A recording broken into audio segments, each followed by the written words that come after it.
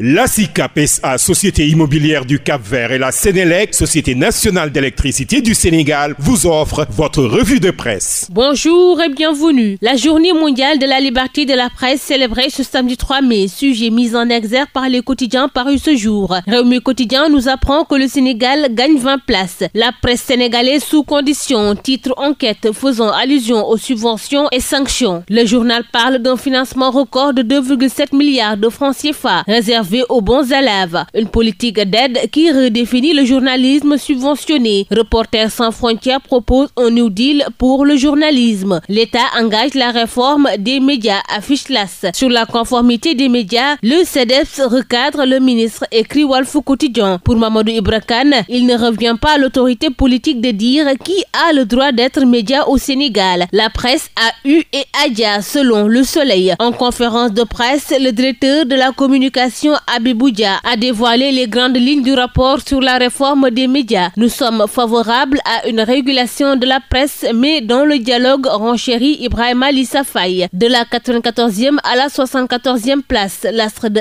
Anne évoque les raisons du grand bond en avant du Sénégal au classement mondial de la liberté de la presse. Un autre sujet qui intéresse les quotidiens sous-matin, il s'agit de la levée de l'immunité parlementaire de Moustapha Diop et Ndeye Saly Diop Dia. Réumi Quotidien évoque de graves révélations du garde des Sceaux. Le ministre aurait reçu une enveloppe de 150 millions de francs CFA, des décharges fictives produites pour couvrir certaines dépenses. 52 millions de francs CFA attribués à des bénéficiaires présentant des identités similaires. Une partie des fonds distribués aux agents du ministère. L'immunité des députés Moustapha Diop et Ndeye Saly Diop Dia levée, écrit le journal. Baroud d'honneur des deux députés selon la formule de l'info. Présumée preuve accablante, affiche Source A qui nous apprend qu'il est reproché à Moustapha Diop d'avoir eu entre les mains 2,5 milliards de francs CFA pour l'achat de masques. Une manne publique dont l'utilisation reste aujourd'hui encore drapée dans l'opacité. On impute à Salimata Diop, ex-ministre de la Femme, la gestion trouble d'une enveloppe de 150 millions de francs CFA. Le maire de Louga s'interroge dans le quotidien: pourquoi moi et pas les autres? Moustapha Diop et Ndeye Saly Diop Dia parlent de leur immunité. Je n'ai été ni complice ni témoin passif. Ma vie est un livre ouvert, dit Ndeye Saly Diop Dia dans les colonnes des Échos. Le même journal parle de la mise en accusation de Mansour Faye, Ismaïla Madior Fall, Sophie Gladima, 5 anciens ministres de Macky vers la haute cour de justice. L'opposition fustige l'absence de pièces justificatives du projet de résolution et des ministres. Sophie Gladima poursuivie pour environ 1 milliard. Ismaïla Madior Fall harcelé pour 50 millions. Mansour Faye traqué pour plus de 2,7 milliards de francs CFA. Moustapha Diop poursuivi pour 930 millions de francs CFA. Ndeye Saly Diop Dia pour 52 millions, écrit le journal. Pendant ce temps, l'Observateur s'est intéressé au pôle judiciaire financier et barre à sa une: les inculpés du Prodac